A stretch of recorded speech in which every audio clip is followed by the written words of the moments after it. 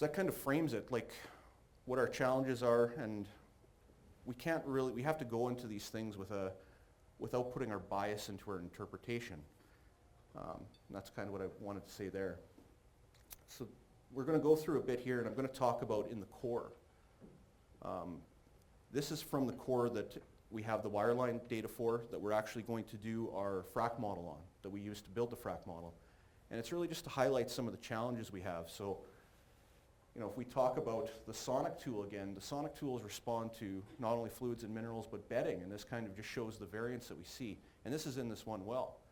We go from thinly laminated argillaceous siltstones to relatively clean, quartz sandstones with very low clay content to slump features.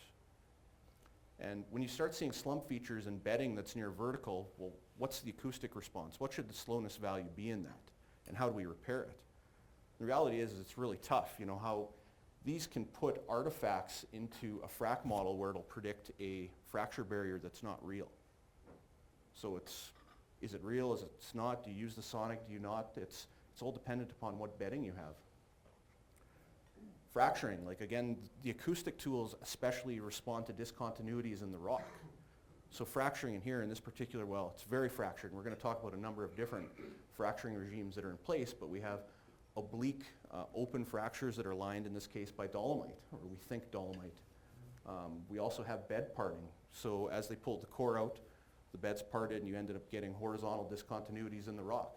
These all affect the response of the acoustic signal. We also have closed fractures. So, we had fractures that are at an oblique angle, they're not parallel or perpendicular to bedding. In this case, we have fractures that are near vertical and cemented. And we also have these polished slip surfaces. So we've got discontinuities pretty much in every direction in this rock. And it affects what the acoustic signal is. So that's kind of dealing with the acoustic part of it. There's a lot of discontinuities in the rock.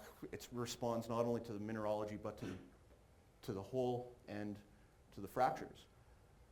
The next thing that's really important to us is pores and pore shape. If we start looking at things like toxos, rock physics modeling, which aspect ratio do we use? Are the pores perfectly spherical? Are they long? This wasn't my interpretation, by the way. This came from the people who did the SCM report on it. But in any event, we have pores that are spherical, that are related to dissolution. We have pores that are point contacts in between, detrital grains. There's pore-filling cements. Clays are really important here because we need to know the saturation. We need to know both the virgin zone saturation and the flush zone saturation. So mica is challenging, and that's all the elongate laths are in here. And why it's challenging is in the XRD, in most cases, we're seeing that the mica is included in the illite smectite proportion. So we need thin sections, we need XCM in order to figure out how much of this component is mica and remove that, because the mica doesn't respond like clay. It's not swelling, it doesn't have water in its structure. So it's much lower than we think they are. We have pore-filling smectite, and it was interpreted to be smectite, and we also have illite. The clay mineralogy is kind of suspect from XRD, which I think most of you are aware. But we have pore-filling cements, we have clays that are parallel to bedding. And it makes doing saturation kind of difficult.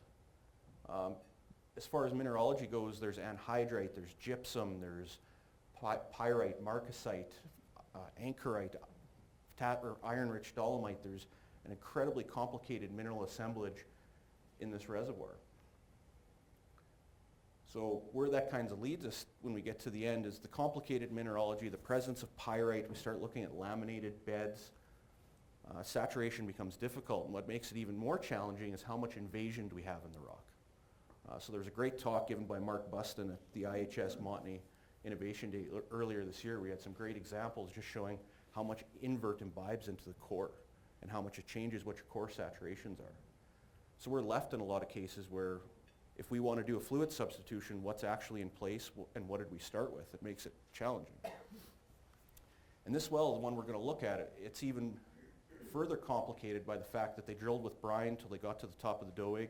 They tried switching invert out and coring with invert, pulled the core, and then switched back to brine. So it's a very complicated zone of invasion that makes it very challenging to determine what's actually there. So yeah, it just kind of summarizes that, what are the fluids that we have?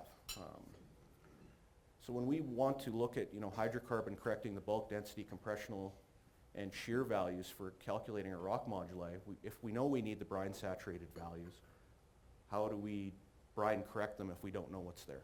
That's basically where I want to leave that.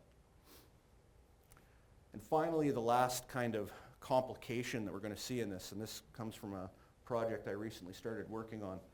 So the curve on the left is a normal dynamic measured Young's modulus value, and the curve on the right is a normal dynamic measured Poisson's ratio value, unedited, using standard isotropic rock mechanic theory.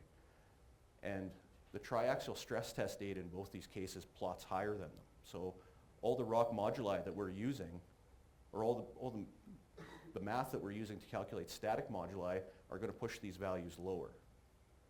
So if we go and use like a modified Morales correlation on this Young's modulus value, it might push it down to 40 GPa, which is totally in the wrong direction for this in particular rock.